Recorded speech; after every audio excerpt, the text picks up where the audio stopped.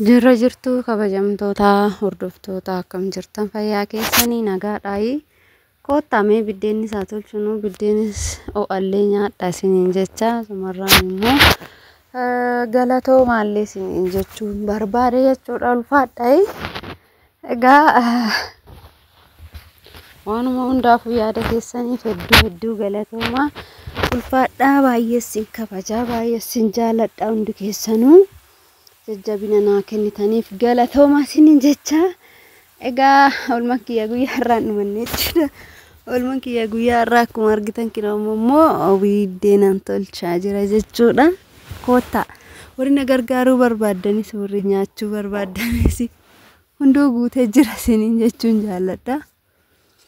Gaala kanaan biddeen tolchaan jira oolmaa guyyaa irraati. Egaa yeroo tokko nuti dubartoonni gaafa mana oolanii dhiironni immoo alaa gaafa oolanii dhufanii hojiirra oolanii gaafa dhufanii nuti immoo waanuma teenyee isaan eegnu namoonni itti fakkaatan jiru jechuudha. Egaa yeroo baay'ee jechuudha abbooliin keenya haadholii keenya maal hojjechaa oolte waan akkasii jedhuun jechuudha. Garuu jechuudha hojiin mana keessa hin dhumatusi akkasumas immoo misgaanaa namaaf hin kennu jechuudha. Kunimmoo akkuma argitan kushiina kiyya haala kanaanii kan laxxafame gara kana qofaan hafe malee gara kaaniin laxxafamee jira. Egaa yoo dhumate immoo walumaan laalla jechuudha isallee haasaa kiyyattan deebi'a. Egaa yeroo baay'ee maal hojjettan qa'ee ooltanii miti qa'een maal ta'e fakkeenyaaf amma baadiyyaatti waatu waa nyaataa yookaan waatu badaa mitiire yookaan horii wayii badaa yookaan immoo waatu midhaan wayii nyaataa gaafa sana haga carraa ta'e yoo warri dhiiraa yookaan immoo abbooliin hojii deeman yookaan gara biroo yoo deeman haadholiin immoo mana keessa gaafa oolan maal hojjettu osoo maal eegdan waan akkasiisan jedhaman jechuudha. Garuu immoo jechuudha hojiin mana keessaa baay'een dhumatu jechuudha. Hojii dadhabsiisaa jechuun hojii mana keessaati. Dhugaa dubbachuuf yoo ta'e hojiin mana keessaa baay'ee dadhabsiisaadha. Akkasumas immoo haadholiin keenyas ta'e nuus ta'e mana keenya jecha mindaa malee kan hojjennudha jechuudha. Garuu immoo gaafa gadi ba'anii hojjetan warri dhiiraa maallaqa argachuu danda'u yookaan immoo hojii guyyaa wayii oolanii maallaqa fiduu danda'u. Akkasumas immoo qonna gara garaa irratti bobba'anii hojjechuu waan akkasii. Garuu immoo dubartiin osuma dandeessu jira mitiire hojii manaatiif jettee kan mana oolchu waan gara garaatiin jechuudha qabamne kan mana teenyu hedduudha. Garuuti immoo akkasitti nuuf hin lakkaa'an isaan akka nuti yaannu sanitti yookaan immoo akka nuyi amma isinitti himaa jiru kanatti nuuf hin yaadan jechuudha. Hojii mana keessaa kan mana oolu qofatu beeka. Isiniin jechuun barbaada. Hojiin mana keessaa baay'ee hin dhumatu jechuudha. Sirriitti hin dhumatu amma galgalaatittu jechuudha. Immoo osuma kana hojjetanuu tarii qonnaa galuu danda'u, iddoo gara garaatii galuu danda'u, yoo hojii kan hojjetu ta'e misaadhaa galuu danda'u ta'a. Waa baay'eetu jira. Kanaaf hojiin mana keessaa hin dhumatu. Isiniin jechuutiin jaaladhaan immoo har'a kanarraan oolee hojiin kiyya guyyaa irraa kana koottaame biddeen o'allee nyaadhaa isiniin jechuun jaaladha.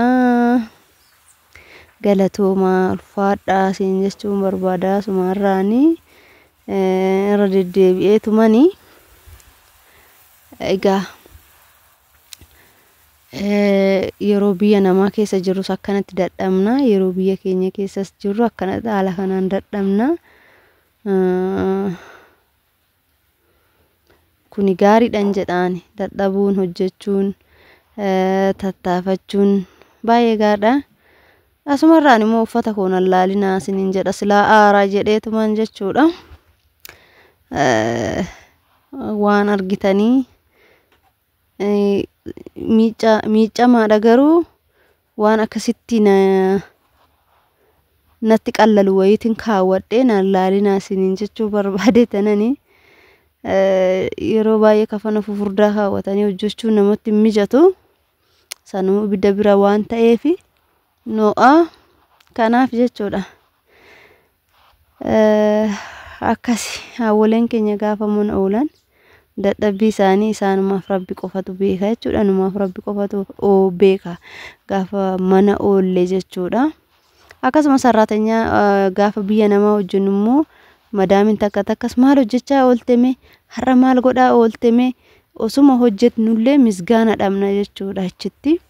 Garuu immoo mana keenya keessa taanee gaafa hojjennu nu hoo misgaana dhabnellee manni keenyayyuu yoo guutuu ta'e yoo waa mana jiraate biddeen mana jiraate woxiin mana jiraate yoo manni qulqullaa'ee too eege isaanillee misgaana himuu hoo baatan manni nuti keessa oolleyyuu misgaana hima jechuudha. Sinii galee oo'ee bareedee bunni itti daffee fataa jedhee jechuudha kan nu eegu kan isaan eegu isaan immoo kanuma qophaa'e kana nyaachuuf harka dhiqataniituma nyaatu jechuudha. Warri ala oolanii egaa kamtu caalaa jettume as keessatti isin warra mana oolu caalamoo warra ala oolutu caalaa isin jedha. Egaa warri ala oolu maallaqa fidee dhufa warri mana oolu immoo mana keessa guddi jechaa waan nyaatan qopheessaa mana qulqulleessaa buna danfisaa kanneen oola jechuudha. Mee kamtu irra caaladha jettani maallaqni garuu ofii ofiin hojjetu namoota hojjeta isin jechuun jaaladha. Horaa bulaa deebanaa isin jedha. Egaa oolmaan keenya guyyaa har'aa asumarratti xumuratee jira isin jenna. Akkana fakkaanna koottaa mee biddeen kanarree nyaadha.